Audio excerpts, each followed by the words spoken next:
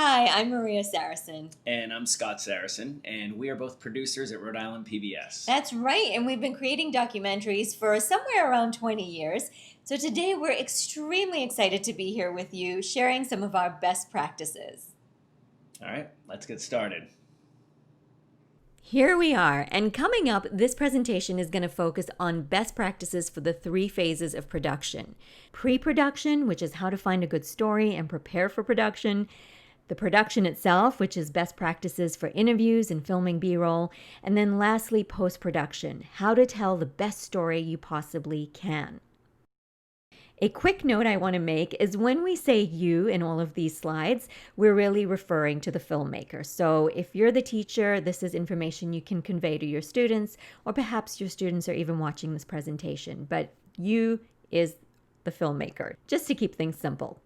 All right, so let's talk about pre-production, and this includes research, choosing your topic, more research, and then setting up interviews. So the first step is to brainstorm ideas, and we suggest 3 to 5 topics at least that fit into the National History Day annual theme and conform to the rules. So to spark ideas, you can watch documentaries, read books, Google search terms, and see what comes up. And really just open the floodgates to possibility and creativity. And sometimes, in my experience, I've found I'll be researching one topic and then 5 more new ideas come up that maybe I never even knew existed. So it's a really fun process. Don't limit yourself to 3 to 5 topics. It can be however many you want to jot down.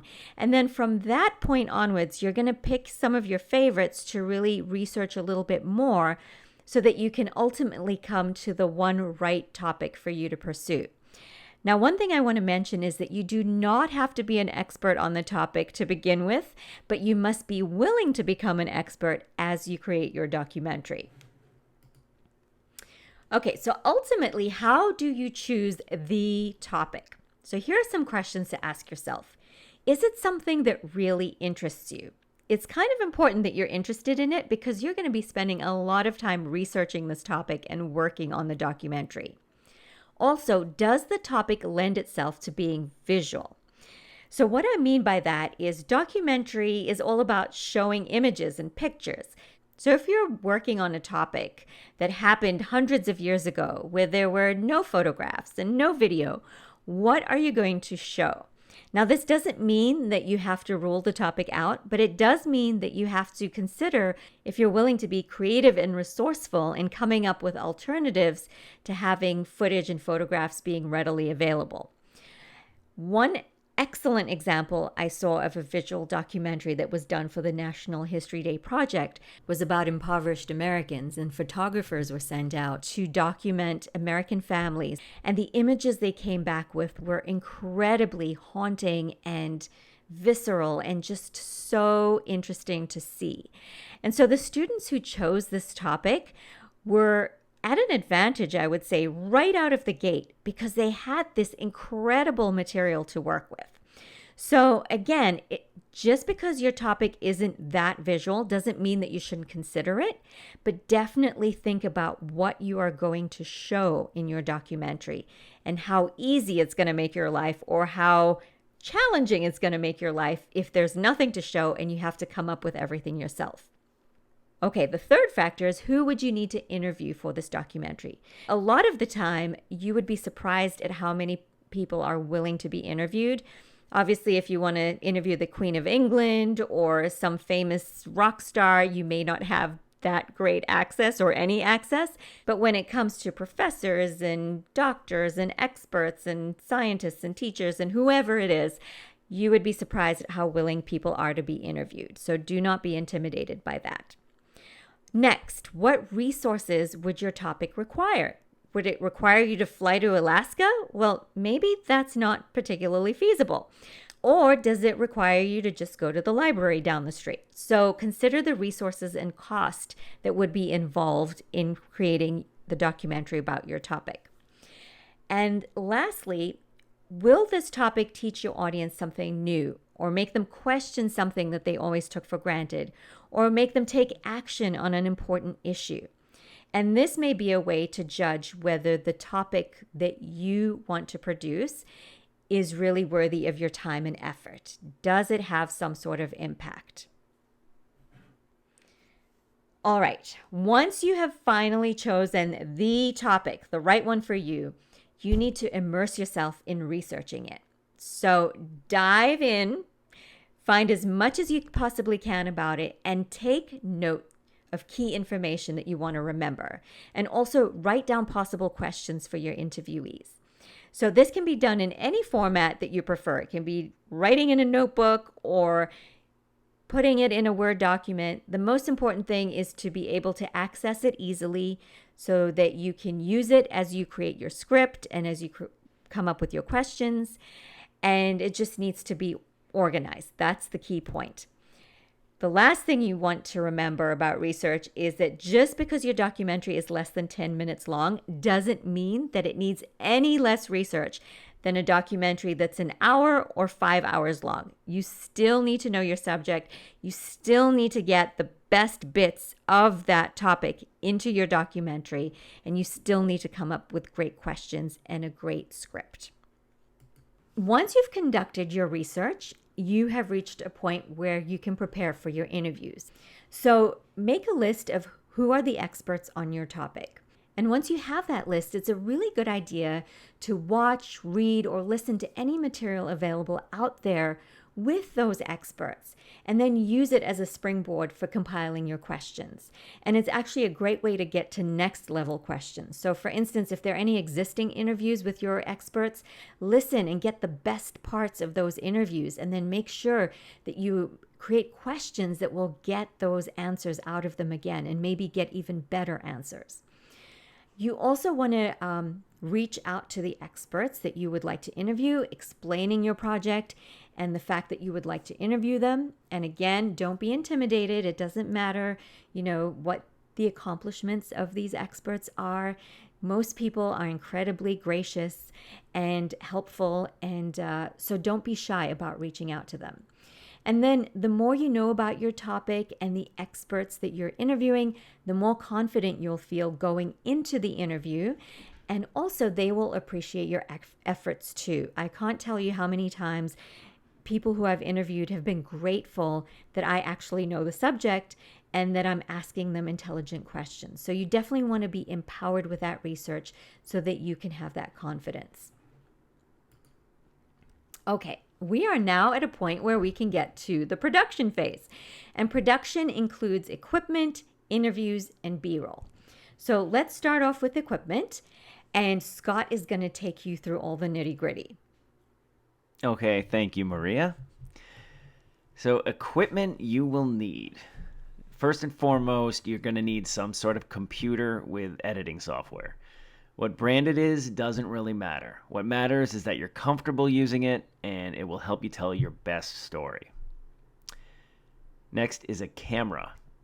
So nowadays, you can find a device that records video practically anywhere. There's even refrigerators that record video. But the main cameras used in documentary filmmaking are camcorders, cinema cameras, DSLRs, phones, and tablets. They all record in a variety of resolutions and frame rates, so it's important to find the right tool and settings for the story that you want to tell.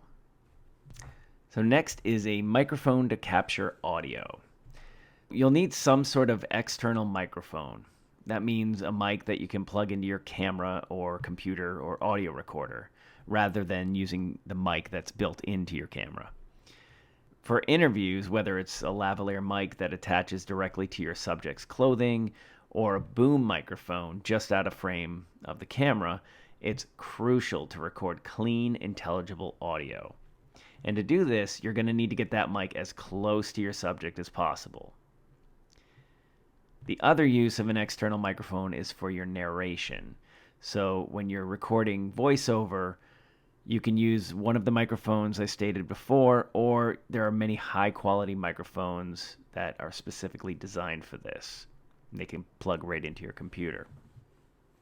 Okay, camera basics.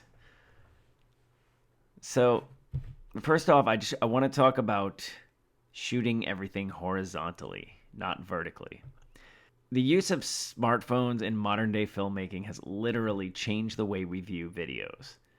For over 100 years, we've commonly absorbed the moving picture in either a square or horizontal format.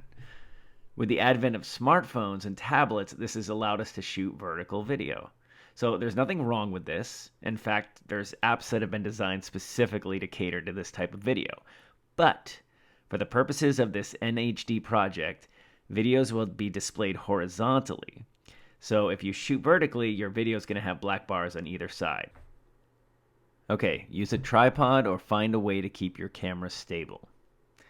So there's several styles of documentary filmmaking that do make use of handheld cameras. But in general, those camera operators are very experienced and they use techniques to help keep the viewer from getting nauseous while watching. I always recommend using a tripod or a stable surface to place your camera on whenever you can, and only handheld when it's motivated by the story. If you are going to use handheld, be slow and purposeful with your camera. Next, check that your subject is in focus. Really, there's no explanation needed for this, just make sure your subject is in focus. I've seen 20-year veteran professionals blow this one and make a perfectly good interview unusable. Okay, so make sure you're recording. That's a big one. Wait 5 seconds and then ask your question or start the shot. Then, at the end, make sure you stop recording. You don't want to be scrolling through hours of footage just because you let it roll. And finally, practice, practice, practice. Okay, so now we're going to talk about setting up the interview from a technical perspective. And later, Maria will get into some tips and techniques for getting the most out of your interview subject. So, this is something we say over and over again. Watch other documentaries. In this case, look at how the interviews are set up. This will give you a good idea of how professional filmmakers set their shots, and based on the subject, what motivates it. Generally, we place our interviewee slightly to the left or right of the frame, looking at the interviewer directly opposite. It makes for a more natural conversational shot, rather than being dead center. Another thing we look out for is headroom. This is the amount of space between the subject's head and the top of the frame. You don't want too much space, and you don't want to cut their heads off. That's not good for anyone. Next, make sure there's nothing distracting in the background, both visually and orally, that will take the viewer's attention away from what your subject is talking about. Try to keep bright lights or windows from shining directly into the camera. Cover up brand names when possible, and keep windows and doors shut to minimize background noise. Try to find any way to mitigate distractions from your subject. Make sure your subject is well lit with no strong shadows on their face. Again, we're focused on getting rid of distractions, and poor lighting on your subject will do just that. Use an external microphone to get the best sound possible. Now, we talked about this earlier with the equipment you need. Good audio is essential to properly telling your story. Your audience will forgive bad video much more than they will bad audio. Okay, here are some interview tips that I have learned in my years of interviewing. Firstly, try to include multiple viewpoints, especially if a topic is controversial or could offer many different perspectives. So don't just give one particular viewpoint or perspective. Try and include as many as you can so that your documentary is fair and balanced, or as fair and balanced as possible. Also, in-person interviews are ideal, but if necessary in the current times that we're in, you could use a service like Zoom. That definitely works. And Zoom is not the only option, but you can definitely do your interviews online and try to get the best quality footage you can through those interviews. Next, this is extremely important. Be conversational. Don't look at your interview as an interrogation. Look at it as a conversation. And so when you go into it, you're going to have a list of questions, but you don't want to just be staring at your questions and going, okay, what's the next question? What's the next question? You want to actually look at your interview subject. You want to make eye contact. You want to give them a response to what they're saying. This encourages them to keep speaking. It encourages them to give you really good information. And if you listen, you can follow up on what that person is saying. So you can ask deeper questions and better questions. So listening is incredibly important. And also, do not interrupt. Now, sometimes during your interviews, you're going to have some really awkward, or you may think they're awkward pauses, but this is allowing your interview subject to kind of think about what they're saying, to regroup. And sometimes they are not comfortable with that awkward pause, and so they will fill it. And what they fill it with is often interview gold. Okay? So don't be too fast to follow up with the next question or to fill dead air. Those silences can lead to amazing things. So again, just go with the conversation, go with the flow, and know that you're not interrogating the person, you're having a conversation. All right, B-roll. So what is B-roll? B-roll is secondary or supplemental footage used to lay over or intercut with your primary source footage, such as your narration or an interview. B-roll can be video that you shoot, photographs, archival film footage, illustrations, excerpts from letters, a number of different things. Their intention is to help tell your story visually. When you're shooting your B-roll, you want to capture important details that relate to what your subject is talking about. So if they talk about an old Civil War flag that they found in the basement of a VFW hall, you want to capture video of that flag so we can see what they're referring to. Try to capture different angles and close-ups of the details. I've said it before, use a tripod when possible to keep the shot steady. This will make you very happy in the editing phase. Along with this, hold on the shot for at least 10 seconds to allow for flexibility in the edit. Look for different angles and compositions to keep it interesting, but not so much that it distracts from the story. It's often nice for the viewer to look at something in a way that we don't normally see in our lives. For instance, a wide-angle shot from the ground, or an extreme close-up to get details. Maybe the stitching on that old Civil War flag. When you don't have much to show in terms of B-roll, and you're shooting a single-camera interview, an old trick is to get cutaways. Often a shot of their hands folded or expressively moving while they talk. This gives you something to show when you need to make an edit in the interview. Okay, so now we are at post-production, which is very exciting because you're kind of getting into the really creative phase here. And with post-production, we have editing, voiceover, archival images, stock footage, and music. These are some of the ingredients that you're going to be using in creating your project. All right, let's start with editing.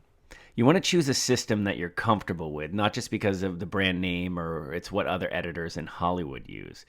Over the years, I've pretty much used every major editing system out there. And you know what? It's just a tool to help you tell your story. They all pretty much work the same. Familiarity and ease of use will be much more valuable than how many effects you can use. And with that, just because your system has all the fancy bells and whistles doesn't mean you have to use them. In fact, don't. Often I see photo montages that use so many different transitional wipes that it takes me right out of the story. So less is more. It always comes down to keeping your audience engaged, not distracted. All right, I'm going to jump in here with some editing tips because this is actually my favorite part of the whole process. And often you will have hours of interviews or footage or even voiceover or narration that you need to turn into mere minutes. And it can be very daunting when you first begin. But here's the process I use.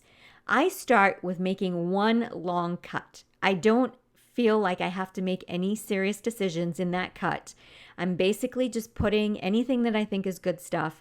I'm stringing it together and trying to create a story. Once I have that long cut, I duplicate that sequence. Okay, so whatever software you're using, just make a copy. And then with the second copy, you're going to cut it down. Now, the beautiful thing about making copies is that you don't feel like you're ever losing anything. You always have the original, but the copy is helping you to be ruthless, and you're just going to cut it down, cut it down, cut it down. Obviously, in between all this cutting, you're going to walk away, you're going to take a break, You might sleep on it, you might take a couple days, and then you come back fresh so that you can make some new decisions about what to cut away. And you're just going to basically rinse and repeat this until you get to your required length. Now, here are some tips on what to cut. Anything that is repetitive. So you need to just find the best way to say what it is that you want to say and cut out all else. Anything that can be said better or more concisely with a voiceover can also be cut. So often you can paraphrase what your interviewees are saying and basically just make it more concise with a voiceover or the narration. Also, you might want to take out ums, ahs, pauses, and stumbles that any of your interviewees have. Now, obviously, this is contingent on the fact that you can cover the cuts up. So if you need to show that person on screen the whole time, you can't just cut out their ums and ahs because it's going to be very jittery between the cuts. But if you can put photographs over what they're saying or footage, then that is a perfect place to cut out anything that is a stumble or taking up too much time. And then also anything that's not absolutely essential to the story. I've had people tell me great stories, but if it's not essential to the core story I'm trying to tell, I have to be ruthless and I have to cut it out. Now, speaking of cutting and editing, it can be extremely tempting to cram as much as you possibly can into your documentary, especially when you have so little time to work with. But do not cram things in, okay? Pay attention to the pacing of your documentary and leave breathing room. And by that, I mean some pauses, some opportunity for your audience to let the information sink in. It shouldn't be narration, soundbite, the whole way through without some pauses, without some transitions. And pauses can create drama and or an opportunity to emphasize a point. And this can be really powerful and it can really make or break a documentary. So again, don't cram as much as you possibly can into your time. Let it be spaced out. Let it have a comfortable pace, and that will truly help your documentary to shine. Another topic that's incredibly important is the voiceover that you use or your narration, okay? This is a huge component of the watchability of your documentary.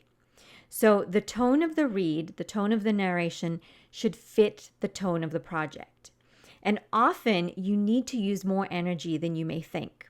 So you may be reading from a script and you may think that you sound really engaged and animated, but you would be amazed at how much energy you have to put into your read to really make it shine. Okay. And I often tell my voiceover actors that I work with, all right, I want you to try this take and make it over the top. You might think you sound ridiculous, but just try it that way. And then when we play it back, it's incredible how it's actually spot on. Even though the energy level seems like completely over the top, it's actually spot on. So you may want to try doing a read that way and see if it works. Also, consider using different voices or even accents if applicable. So it could be your own different voice, or others in your team can jump in and read parts of the script. And this is extremely helpful when quoting people or reading excerpts from letters or newspapers or books. It just adds a little bit more interest to the narration, and it helps keep viewers engaged. The cardinal rule is to not be monotone, and also don't speed through the narration. Again, you want some breathing room. You want people to be able to process what you're saying, and you want to do it in the most engaging way possible. So if all else fails, and even if all else doesn't fail, I recommend this no matter what. Ask someone you trust for their honest feedback. You can do a read, and if they say, you know what? I think you could be a little bit more engaged, or I think you could be slower, or I think you could be faster. Don't take offense. Even the professionals have somebody giving them feedback as they're reading. So it's really valuable to ask for someone's honest feedback. You may need to do a couple of takes of the narration to get it as great as you possibly can. You're not going for perfect, but you're going for good, okay, engaging, keeping the audience's interest. And honestly, this is such an important part of your documentary, and it will really help to make it shine. All right, so we're going to very briefly go over archival and stock resources. With libraries and historical societies, there are so many at your disposal. Just make sure everything you use is legal. The National History Day Project has a great list of resources you can check out. Never just do a Google search and grab an image. That is a recipe for disaster. And, of course, credit appropriately. Okay, let's talk about music. So, as we all know, music is a powerful way to influence your viewers' emotions. And we highly recommend that if you can use it, you do use it, but make sure you have the rights to any track that you're using. And also, don't let it overpower the interviews or the narration. The music, in most cases, should be subtle and then possibly dramatic or emphasized in strategic places, but not everywhere. So once you have a rough cut, it's a great idea to get feedback from someone whose opinion you trust. So it could be a teacher, a parent, it could be a friend, it could be your group at large if you're working in a group. And really, the key is to have one or as many people as possible who are coming and watching this fresh. When you've been working on something for days or months or weeks, whatever the case may be, and you're really immersed in it, it's really hard to step back and be completely objective about that documentary. Scott and I find that all the time. So we get colleagues to watch our documentaries and give us feedback. Now, it doesn't mean you always have to listen to what they say or agree with what they say, but it's just interesting to get opinions and to find out whether your documentary is doing the job that you want it to do. And really, to summarize it, a great documentary should hold your viewers' attention the whole way through. It should make them care about the topic, and they should walk away feeling like they have learned something. So if you can accomplish all three of those points, chances are you've created a really great documentary and something that you can be proud of. All right, we hope you enjoyed this presentation and we hope you learned something valuable, and we really wish you and your students the best of luck on your documentary project. Absolutely. And remember to have fun.